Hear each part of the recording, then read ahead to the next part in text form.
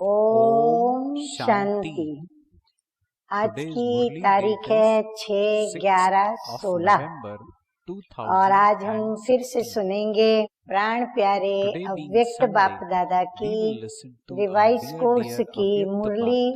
तारीख है 28/11/81 और आज की ज्ञान मुरली का शीर्षक है आप पूर्वजों से सर्व आत्माओं की आशाएं। पूर्वज माना जो बहुत बहुत बहुत बहुत काल के पहले होकर के गए, जिनकी फिर हम वंशावली होते हैं। तो ऐसी जो भी आत्माएं गई वो हमारे पूर्वज, तो उनकी हम बच्चों के प्रति या उनकी अपनी वंशावली के प्रति क्या क्या आशाएं हैं। तो आइए सुनते हैं मीठे मीठे बाप दादा हमें क्या बताते हैं। तो बाप दादा कहते हैं कि आज ग्रेट ग्रेट ग्रैंडफादर अपनी सारी वंशावली से मिल रहे हैं। ग्रेट ग्रेट ग्रैंडफादर कौन है? सब वंशावलियों में भी जो महान ते महान वंशावली जिसकी है, और सभी मनुष्य आत्माओं में भी जो ग्रेट ग्रेट माना महान ते महान, जो दादा परदादा परदादा उनके भी जो आदि पिता हैं वो हैं प्रजापिता ब्रह्मा बाबा, और वो हैं शिव बाबा की प्रथम रचना, प्रथम संतान। तो आज ग्रेट ग्रेट ग्रैंडफादर आदि पिता ब्रह्मा बाबा हम बच्चों से अर्थात अपनी वंशावली से सारी जो भी वंशावली में है सभी से मिल रहे हैं। कितनी बड़ी वंशावली है इसको आप सब जानते हो। आप सभी इस वंशावली के आदि फाउंडेशन हो।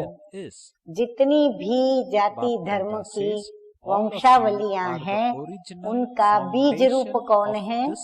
आदि पिता प्रजापिता ब्रह्मा बाबा। तो बाबा कहते हैं कि आप सभी फिर क्या हो गए? इन सभी के फाउंडेशन हो गए, क्योंकि ब्रह्मा के द्वारा प्रथम रचना हम बच्चों की, हम कर्मधारी ब्राह्मणों की हुई। तो आप फाउंडेशन हो व वंशावली के वृक्ष के मूल तना हो। थोड़ होता है ना, तो बाबा कहते हैं आप उस वृक्ष के, जैसे वृक्ष का आधार क्या होता है? थुड़ होता है। थुड़ जितना मजबूत और बलवान होता है उतना वो पेड़ जो होता है उसकी आयु लंबी होती है। तो बाबा कहते हैं आप उसके मूल तना हो। अभी आप नोट करते जाना कि बाबा ने हम ब्राह्मण बच्चों को क्या क्या टाइटल दिए हैं। एक तो बाबा कहते हैं कि ग्रेट ग्रेट ग्रैंडफादर की हम वंशावली हैं, फिर हम सारी वंशावलियों के फाउंडेशन हैं। अब बाबा कहते हैं तुम इस वंशावली के वृक्ष के तने के रूप में हो। आप लोगों द्वारा वंशावली कैसे वृद्धि को पाती है ये सब राज अच्छी तरह से आप जानते हो ना। कैसे ये वंशावलियां वृद्धि को पाते पाते और अभी अनेक संख्या में वृद्धि हो चुकी है, ये तो आप सभी जानते हो ना। किसी भी आत्मा को देखते हो, वह संपर्क में आते हो, तो यह स्मृति में आता है। क्या स्मृति में आता है? कि सर्व आत्माओं के हम पूर्वज हैं। अभी फिर बाबा ने टाइटल दिया कि हम भी सभी के पूर्वज हैं, तो ये हमें स्मृति में रखना है। वह सारे वृक्ष की शाखाएं उपशाखाएं सबके मूल आधार है, या जितनी भी वंशावलियां हैं उनके हम मूल आधार है, अर्थात फाउंडेशन है। तो यह स्मृति सदा इमर्ज रूप में रहती है, क्योंकि बुजुर्गों के पूर्वजों के आशीर्वाद से ही, उनकी कृपा दृष्टि से ही हम निहाल होते रहते हैं और वंशावलियों में चलते रहते हैं। इस श्रेष्ठ स्मृति से स्वतः ही समर्थ स्वरूप हो ही जाएंगे। अगर स्मृति पावरफुल है तो बाबा कहते हैं कि सामर्थ्य कर्म के अंदर आ ही जाता है। कर्म में समर्थता माना हमारी हर कर्म के अंदर श्रेष्ठता आती है और श्रेष्ठ कर्मों में हमें विजय प्राप्त होती है। अगर तना, वृक्ष का तना अर्थात मूल फाउंडेशन कमजोर होता है तो सारा वृक्ष कमजोर बन जाता है। तना शक्तिशाली है तो वृक्ष भी शक्तिशाली है। सारे वृक्ष के हर पत्ते का संबंध किसके साथ होता है? नहीं, तना के साथ नहीं, लेकिन जिसने उस वृक्ष को इतना वृद्धि को प्राप्त कराया वो है बीज। तो बीज रूप कौन है? परम प्रिय परम पिता परमात्मा शिव बाबा। तो सारे वृक्ष के हर पत्ते का संबंध बीज के साथ और फिर तना से होता है। जैसे तना से होता है ऐसे बीज से भी होता है। बीज की शक्ति तना द्वारा ही शाखाओं और उपशाखाओं को पहुंचती है। तना में भी ताकत कब आती है? बीज रूप के द्वारा उसमें ताकत आती है। तो आज आपकी सर्व वंशावली को आप पूर्वजों द्वारा व मूल आधार द्वारा कौन सी शक्ति चाहिए? अभी तना जो है वो कमजोर हो चुका है, तो अभी उसको कौन सी शक्ति चाहिए? सर्व आत्माएं आप पूर्वजों को किस आशा से याद कर रही है? उनकी स्मृति में क्या बात आपके लिए भरी हुई है? कौन सी शुभ चाहना आप मास्टर दाता वरदाता के द्वारा वो चाहते हैं? बाबा कहते हैं वो सभी आप दाताओं से वरदाताओं से क्या चाहते हैं? ये भी हम ब्राह्मणों के टाइटल सर्व आत्माओं के अर्थात अपनी बेहद की वंशावली के शुभ संकल्प व इच्छाओं को आप जानते हो। बाबा कहते हैं उनकी आशाएं, उनकी शुभ भावनाएं, शुभकामनाएं क्या आप जानते हो? आज सर्व आत्माओं का एक ही आवाज सुनने में आ रहा है। सदा एक ही आवाज है। 2 घड़ी के लिए भी सुख और चैन से जीना चाहते हैं। जीवन जीना इतना दुष्कर हो गया है कि सभी ये आश लगा के बैठे हैं कि उनको ऐसी शक्ति मिले जिसमें वो 2 घड़ी के लिए सुख और चैन से अपनी जीवन को जी सके। बड़े बेचैन हैं। संपत्ति और साधन होते हुए भी सुख चैन की नींद आँखों में नहीं है। बाबा कहते रहम के पात्र बन चुके हैं, संपत्ति है उनके पास, सर्व सुख के साधन भी हैं, परंतु सब कुछ होने के बावजूद भी जो चैन की नींद आंखों में होनी चाहिए, अर्थात चैन से जो 2 घड़ी सोना चाहिए, वो भी वह सो नहीं पाते हैं। आजकल मेजॉरिटी सच्चे सुख और शांति के व सच्ची खुशी के प्यासे होने के कारण रास्ता ढूंढ रहे हैं। बाबा कहते हैं सुख शांति की प्यास लेकर के वो रास्ता ढूंढ रहे हैं। अनेक अल्पकाल के रास्ते अनुभव करते परंतु संतुष्टता न मिलने के कारण अब धीरे धीरे अनेक रास्तों से वापस लौट रहे हैं कि ये भी नहीं, ये भी नहीं। हर जगह से निराश होकर के लौटते हैं, कहीं भी उन्हें सुख, शांति और चैन नजर नहीं आता है। अब नेति नेति के अनुभव में आ रहे हैं। जैसे सन्यासियों ने, साधु ने, संतों ने नेति नेति कहकर प्रभु को ढूंढना छोड़ दिया, ऐसे ये भी नेति नेति जिसका अंत नहीं, ऐसे अंत नहीं, अंत नहीं, ऐसे कह करके छोड़ते जा रहे हैं। अभी सही रास्ता कुछ और है।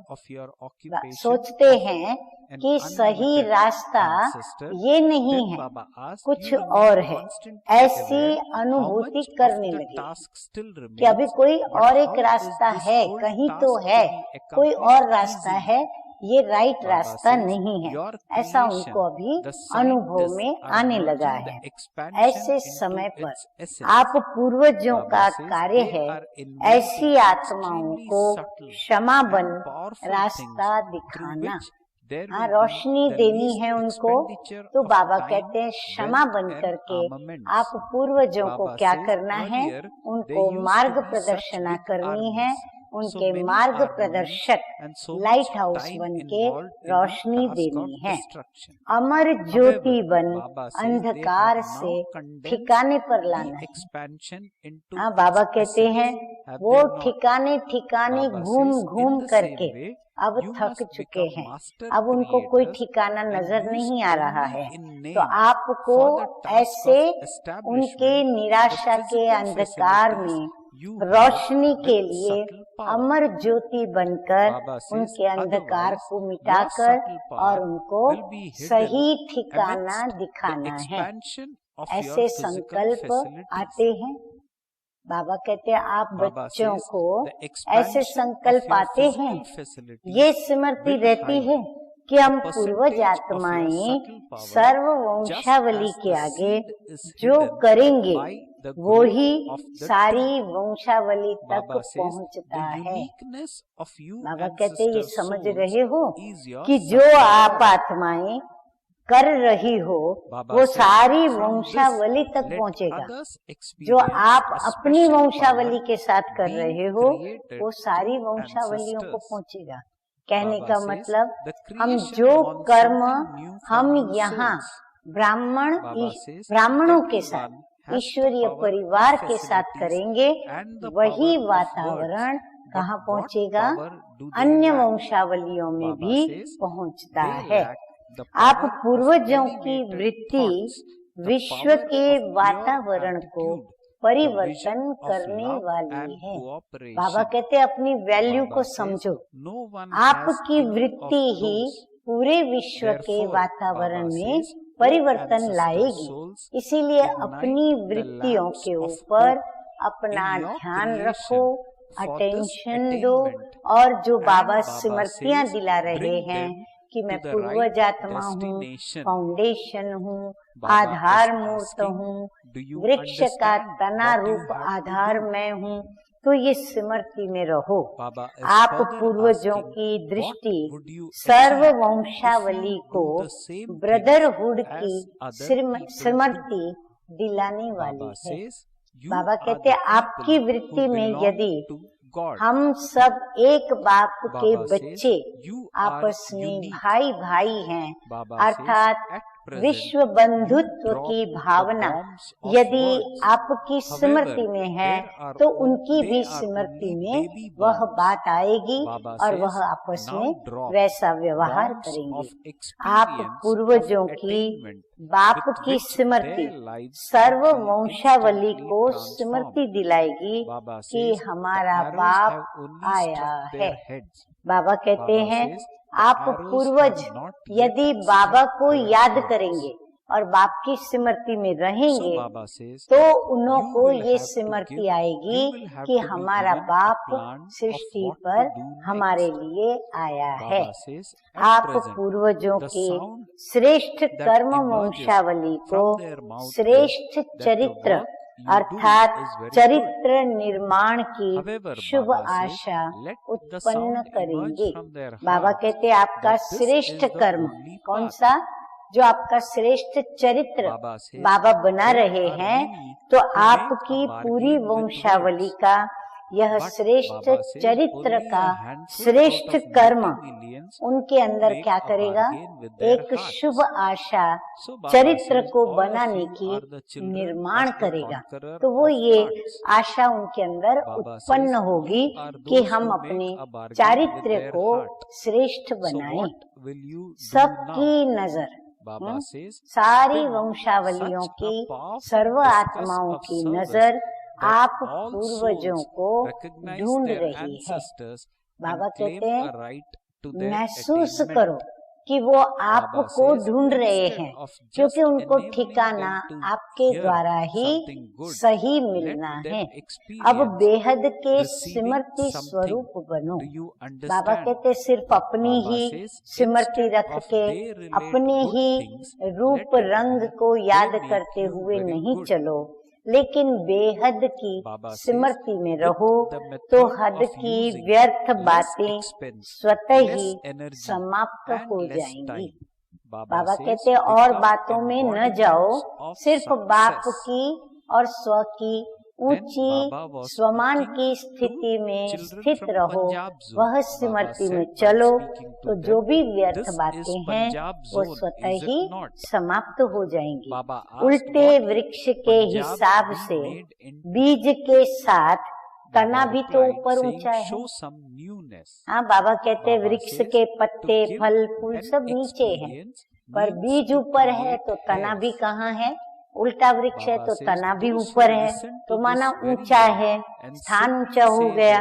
डायरेक्ट बीज और मुख्य दो पत्ते त्रिमूर्ति के साथ समीप के संबंध वाले तना हो। बाबा कहते आप ब्राह्मण बच्चे क्या हो? एक तो बीज, फिर मुख्य दो पत्ते ब्रह्मा बाबा और माँ सरस्वती, और फिर त्रिमूर्ति ब्रह्मा विष्णु शंकर, उनके समीप के संबंध वाली आप सभी ब्राह्मण आत्माएं हो। तो कितनी ऊंची स्टेज हो गई। इसी ऊंची स्टेज पर स्थित रहो तो हद की बातें क्या अनुभव होंगी? हाँ, जैसे फ्लाइट में जैसे जैसे ऊंचे ऊंचे ऊंचे फ्लाइट जाती है तो नीचे की हर चीज ना के बराबर छोटी बिंदु स्वरूप में दिखाई पड़ती है। और एक समय ऐसे आता है जब कोई भी सृष्टि की वस्तु दिखाई नहीं पड़ती, सिर्फ आसमान ही आसमान नजर आता है। तो बचपन के अलबेलेपन की बातें अनुभव होंगी। तो ये व्यर्थ बातें कैसी अनुभव होंगी?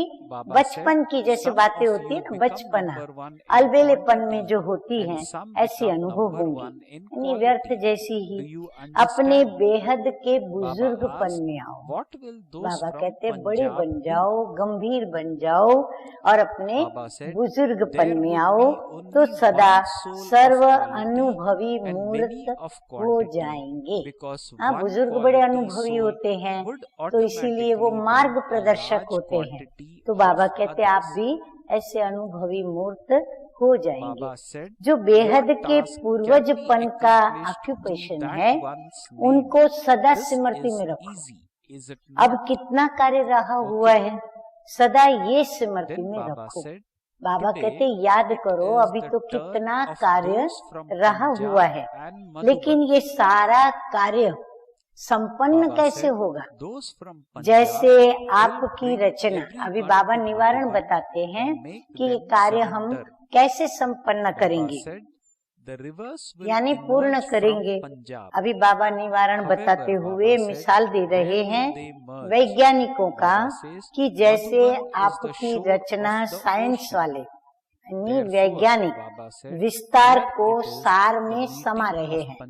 हाँ, हम सभी जानते हैं आजकल कितनी छोटी छोटी चिप्स निकली हैं, तो वो सार में समा रहे हैं। अति सूक्ष्म और शक्तिशाली साधन बना रहे हैं। हाँ, वो कोशिश में लगे हुए हैं कि हम सूक्ष्म से सूक्ष्म साधन बनाएं और हम शक्तिशाली बनाएं, जिससे समय बचे, संपत्ति बचे और शस्त्र भी कम से कम खर्चा हो। पहले विनाश के कार्य में, हाँ, शस्त्र भी बड़े बड़े बनाते हैं। पहले विनाश के कार्य में कितनी बड़ी सेना, हाँ, अक्षौणी सेना महाभारत के अंदर गाई हुई है। कितने शस्त्र, हर एक सैनिक को अपना अपना शस्त्र, और कितना समय लगता था, युद्ध कितने वर्षों तक चलती रहती थी। और अब विस्तार को सार में लाया है ना, बस एक बम छोड़ दिया, एक ही व्यक्ति ने छोड़ा, या तो कहीं से उन्होंने बटन को दबाया, बम वहां जा करके गिरा और अनेकों का वो विनाश कर देता है। तो सार में लाया है ना। ऐसे आप मास्टर रचयिता बन स्थापना के कार्य में ऐसे सूक्ष्म द्वारा निमित्त स्थूल साधन कार्य में लगाओ। बाबा कहते आपके पास भी बहुत सारे स्थूल साधन हैं, लेकिन आप भी उसको कार्य में कैसे लगाओ। साधन तो हैं, लेकिन सूक्ष्म में आप ऐसे संकल्प करो जिन संकल्पों का प्रभाव उन साधनों पर पड़े, जिससे आपका समय बचे, संपत्ति बचे और कम समय में आप जो रिजल्ट पाना चाहते हो वो रिजल्ट आपको प्राप्त हो। नहीं तो बाबा भी एक राज की बात बताने जा रहे हैं कि नहीं तो स्थूल साधनों के विस्तार में सूक्ष्म शक्ति गुप्त हो जाती है। हाँ, बाबा कहते नहीं तो क्या होता है, स्थूल साधनों के बहुत विस्तार है। हाँ, कितनी चीजें, हर चीज की कितनी वैरायटी है, तो सूक्ष्म शक्ति उसमें गुप्त हो जाती है, माना छिप जाती है। स्थूल साधन का विस्तार जैसे वृक्ष का विस्तार बीज को छुपा देता है। हाँ, इतने बड़े वृक्ष के अंदर गहरा गुप्त में बीज जो पड़ा है वो बीज दिखाई नहीं पड़ता। वैसे सूक्ष्म शक्ति की परसेंटेज गुप्त हो जाती है। आप पूर्वज आत्माओं की अलौकिकता क्या है। बाबा कहते आप सब में अलौकिक कब नजर आते हो, जब आप में सूक्ष्म शक्ति है, पवित्रता की शक्ति है, शांति की शक्ति है, सहन शक्ति है, समाने की शक्ति है, ज्ञान की शक्ति है, गुणों की शक्ति है। तो ये सूक्ष्म शक्तियां हैं जिनके कारण आप कहीं भी हो तो आपकी अलौकिकता दिखाई पड़ती है। जो सब अनुभव करे कि पूर्वजों द्वारा कोई विशेष शक्ति उत्पन्न हो रही है। बाबा कहते सब मिल करके अपनी उन सूक्ष्म शक्तियों को जागृत करो, उसका आवाहन करो, तो सभी को ये अनुभव आएगा कि कोई विशेष शक्तियाँ उत्पन्न हो रही है। वंशावली आप आत्माओं द्वारा कोई नवीनता चाहती है। साधनों की शक्ति, वाणी की शक्ति, ये तो सबके पास है, ये तो आप सभी के पास बाबा कहते हैं कि ये तो है। लेकिन अप्राप्ति की शक्ति कौन सी, अप्राप्त शक्ति कौन सी। हाँ, वाणी की शक्ति भी दुनिया वालों के पास भी है, आपके पास है, उनके पास भी है। ऐसे ही साधनों की शक्ति आपके पास भी है, दुनिया में भी लोगों के पास है, परंतु उनके पास अप्राप्त है और आपके पास वो प्राप्त है। तो वो शक्ति कौन सी है, वो है बाबा कहते हैं श्रेष्ठ संकल्पों की शक्ति। आप जितना श्रेष्ठ सोच सकते हो, सकारात्मक सोच सकते हो, उतना वे नहीं सोच सकेंगे।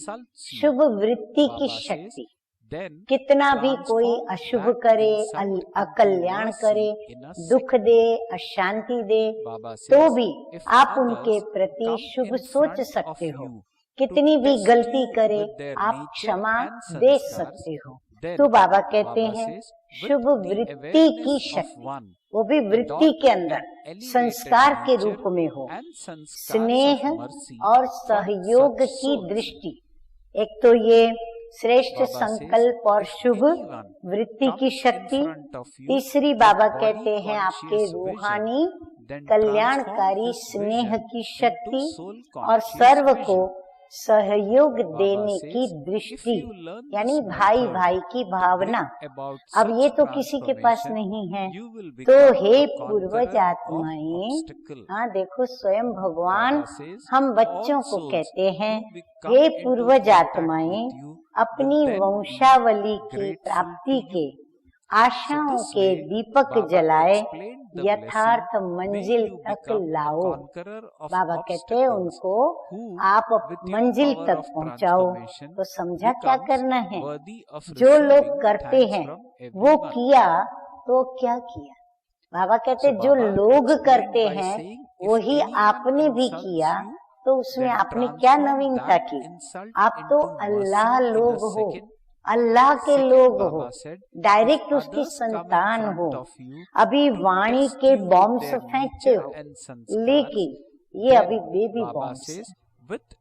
बाबा कहते अभी ये वाणी के बॉम्ब्स आपके कोई बड़े बड़े बॉम्ब्स नहीं है, ये सब छोटे छोटे बेबी बॉम्ब्स हैं, माना बच्चों के जैसे छोटे छोटे बॉम्ब्स होते हैं। अभी प्राप्ति के अनुभूति के बॉम्ब्स चलाओ।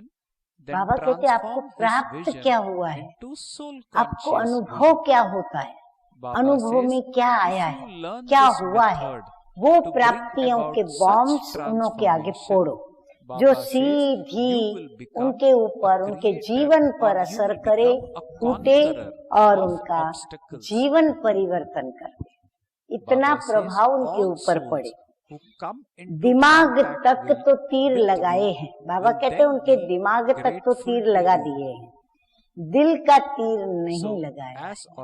बाबा कहते हैं उनके दिलों को भेद कर जाए वो तीर, अभी तक वो काम नहीं किया है।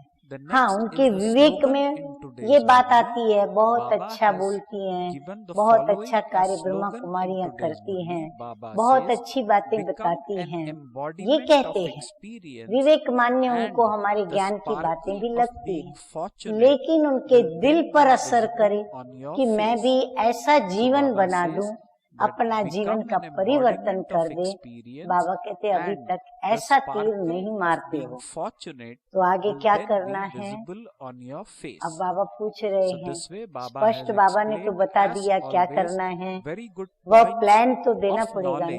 बाबा कहते क्या करो, वो प्लान तो बताना ही पड़ेगा ना। बाबा अभी बता रहे हैं, अभी मुख का आवाज निकलता है। बाबा कहते अभी आप टॉकी में हो, मुख से आवाज निकलते हैं, वो भी अपने मुख से आवाज करके क्या कह रहे हैं कि अच्छा कार्य कर रहे हैं, लेकिन दिल से आवाज निकले कि यही एक मार्ग है, सही मार्ग यही है। मुख का सौदा करने वाले बहुत होते हैं, दिल से सौदा करने वाले कोटों में कोई होते हैं। तो बाबा कहते ऐसे मुख से वर्णन करके महिमा करने वाले, वाह वाह करने वाले बहुत होंगे, लेकिन दिल से बाबा कहते सौदा कर दे वे भगवान के साथ, सौदागर के साथ सौदा करे, जीवन में परिवर्तन ला दे, ऐसे कोटों में कोई होते हैं। और गायन भी तो उन्हीं का है, लेकिन आप सभी कौन हो? दिल वाला के बच्चे हो। हाँ, दिल वाला हमारा शिव बाबा और ब्रह्मा बाबा उनके बच्चे हैं, दिल से सौदा करने वाले हो। तो अब क्या करेंगे? ऐसा शक्तिशाली सेवा का चक्र चलाओ जो सर्व आत्माएं अपने पूर्वजों को पहचान प्राप्ति के अधिकार को प्राप्त कर ले। कुछ सुना, अच्छा सुना, इसके बदली में क्या कहे वो? कहेंगे हमने कुछ सुना, अच्छा सुना सब उनसे, परंतु इसके बदली में बाबा कहते हैं उनके मुख से क्या निकले कि कुछ मिला। हम वहाँ गए, हमें कुछ मिला, ऐसे वो अनुभूति करे। तो समझा, सुनाते अच्छा है नहीं, बनाते अच्छा है। बाबा कहते ये न बोले कि सुनाते अच्छा है नहीं, उसके बदले में उनके मुख से क्या निकले कि ये अच्छा बनाते हैं। कम खर्चा, कम शक्ति, कम समय, इसी विधि से सिद्धि स्वरूप बनो। बाबा कहते हैं खर्चा कम हो ऐसा कार्यक्रम बनाओ सेवा का, शक्ति भी कम यूज हो ऐसा करो, और समय भी कम लगे ऐसा कोई विधि बनाओ जिससे आपको ये सिद्धि प्राप्त हो। अच्छा, बाबा के सामने पंजाब का जोन बैठा है। पंजाब का जोन है ना, पंजाब को क्या बनाएंगे? बाबा पंजाब निवासियों को पूछ रहे हैं कि पंजाब को आप क्या बनाएंगे? ऐसी कुछ नवीनता करके दिखाओ, अनुभव कराना अर्थात वारिस बनाना। बाबा कहते अभी वारिस बनाओ, ऐसा अनुभव कराओ तो सीधा वारिस बन जाए। अच्छा सुनने वाले, अच्छा अच्छा कहने वाले, वह तो हो गई प्रजा। बाबा कहते हैं ऐसे बोलने वाले तो प्रजा में हैं। अब चाहिए वारिस क्वालिटी। बाबा को क्वांटिटी नहीं चाहिए। बाबा कहते हैं वारिस क्वालिटी के बच्चे पैदा हो ऐसी सेवा करो। एक वारिस के पीछे प्रजा तो आप ही आ जाएगी। बाबा कहते हैं वो तो आप ही भी उनके पीछे आ जाएगी। तो पंजाब क्या करेगा? क्वांटिटी नहीं बढ़ती तो क्वालिटी तो निकाल सकते हो। बाबा कहते संख्या नहीं बढ़ती आपके पास तो आप क्वालिटी तो निकाल ही सकते हो। क्या करेंगे? हाँ, अभी पंजाब क्या करेगा? अभी वारिस क्वालिटी चारों और कम है, पंजाब में कम है ऐसी बात नहीं है। बाबा कहते चारों और भारत देश में जहाँ भी बाबा के बच्चे सेवा कर रहे हैं, चाहे विदेश में भी सेवा कर रहे हैं, लेकिन ऐसे वारिस क्वालिटी के बच्चे कम हैं। तो पंजाब इसमें नंबर 1 हो जाओ। बाबा कहते आगे बढ़ो और आप नंबर ले लो। कोई क्वांटिटी में नंबर 1 तो कोई क्वालिटी में नंबर 1 हो जाओ। कोई के पास क्वांटिटी खूब आवे तो कोई के पास क्वालिटी भी तो आनी चाहिए, तो नंबर 1 ले लो। तो समझा, पंजाब वाले क्या करेंगे? क्वालिटी वाला एक और क्वांटिटी कितनी होगी उनके सामने, क्योंकि एक क्वालिटी वाला क्वांटिटी को स्वतः ही ले आता है। उनके नाम से आपका काम हो जाएगा। बाबा कहते एक वारिस को आपने अगर लाया तो उसके पीछे क्वांटिटी तो आप ही खींच करके आ जाएगी, आपका काम हो जाएगा। ये तो सहज है ना। हाँ, पंजाब वालों को युक्ति बता रहे हैं बाबा कि आप ऐसे क्वालिटी के बच्चों को तैयार करो, फिर उनके पीछे तो क्वांटिटी आ ही जाएगी। अच्छा, आज पंजाब और मधुबन का टर्न है। पंजाब वाले सबको मधुबन में आकर के सरेंडर कराएंगे। हाँ, पंजाब वाले क्या करेंगे? सबको मधुबन में सरेंडर कराएंगे, समर्पित कराएंगे। पंजाब से नदियां निकलेंगी और समाएंगी कहाँ? नदियां वहाँ से बहुत निकलेंगी, परंतु समाएंगी कहाँ? मधुबन है ही सागर का कंठा। हाँ, सब नदियां सागर में समाती हैं, तो सब आकर के कहाँ पर समर्पित हो जाएंगी? मधुबन में। तो पंजाब और मधुबन का मेल हो गया। विशेष टर्न पंजाब का है, इसलिए पंजाब को कह रहे हैं। बाकी तो उसमें सब आ गए।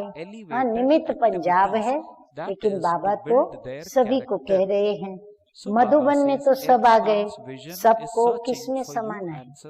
आखिर भी सभी नदियों को, सभी को सागर में यानी मधुबन में ही तो समाना है, मधुबन में ही समाना है ना। अच्छा, अब क्या सुनेंगे? चारों ओर के सर्व पूर्वज आत्माओं को सदा सर्व की आशाएं सदा के लिए पूर्ण करने वाले अप्राप्त आत्माओं को प्राप्ति के अंजलि की अनुभूति कराने वाले, सर्व को अनेक रास्तों से निकाल एक रास्ते पर लाने वाले, ऐसे सर्व आत्माओं के मूल आधार, सदा सर्व को एक बाप के अधिकारी बनाने वाले, ऐसी श्रेष्ठ पूर्वज आत्माओं को बाप दादा का याद प्यार और नमस्ते। हम रूहानी बच्चों का, रूहानी बाप दादा को याद प्यार, गुड मॉर्निंग और नमस्ते नमस्ते। अभी हम सुनेंगे मीठे मीठे बाप दादा द्वारा प्राप्त वरदान। तो वरदान है परिवर्तन शक्ति द्वारा सर्व की शुक्रिया के पात्र बनने वाले विघ्न जीत भव। यदि आपका कोई अपकार करे तो आप एक सेकंड में अपकार को उपकार में परिवर्तित कर दो। हाँ, बाबा ने कितनी मीठी प्यारी ऊंची शिक्षा दी है, परंतु बच्चों को बड़ी मेहनत लगती है। परंतु बाप की श्रीमत है, हम पूर्वज हैं, जो भी हमें स्वमान बाबा ने याद दिलाए वो हम यदि स्मृति में लाएंगे तो ये सहज होगा। कोई अपने संस्कार स्वभाव के रूप में परीक्षा बनकर सामने आए तो आप एक की स्मृति से ऐसी आत्मा के प्रति भी रहम दिल के श्रेष्ठ संस्कार स्वभाव धारण कर लो। कोई देहधारी दृष्टि से सामने आए तो उनकी दृष्टि को आत्मिक दृष्टि में परिवर्तन करें। बाबा हमें विधि सिखा रहे हैं कि समझो कोई का स्वभाव संस्कार जो बहुत हमारे सामने परीक्षा बन करके आता है, तो बाबा कहते हैं उस समय एक बाप की स्मृति से आप उनके प्रति रहम दिल और श्रेष्ठ संस्कार स्वभाव अपना धारण कर लो। अगर कोई देहधारी दृष्टि से, देह की दृष्टि से हमारे सामने आए तो उनकी दृष्टि को हम क्या कर दें? आत्मिक दृष्टि में हम परिवर्तन कर लें। ऐसी परिवर्तन करने की युक्ति आ जाए तो विघ्न जीत बन जाएंगे। बाबा कहते हैं कला सीख लो, नकारात्मकता को सकारात्मकता में लाने का। फिर संपर्क में आने वाली सर्व आत्माएं आपका शुक्रिया मानेंगी। अच्छा स्लोगन है आज का, अनुभवों का स्वरूप बन जाओ, अनुभवों का स्वरूप बन जाओ। माना धारणा इतनी ऊंची हो जाए तो चेहरे से खुश नसीबी की झलक दिखाई देगी। अनुभव के कारण चेहरा कैसा होगा? हर्षित मुख होगा। आत्मा भी हर्षित मुख, चेहरा भी हर्षित मुख। तो बाबा कहते हैं कि आपके चेहरे से उनको ये महसूस होगा, वो जो झलक दिखाई पड़ेगी कि ये कितने खुश नसीब है, सदा हंसते रहते, सदा मुस्कुराते रहते, सदा ये निश्चिंत, और कितना प्रभु के ये प्यारे बच्चे हैं, कितनी इनकी जीवन ऊंची है। तो सदा उनको आपका यह स्वरूप खींचता रहेगा और परिवर्तन करने के लिए प्रेरणादायी बनेगा। अच्छा, ओम शांति।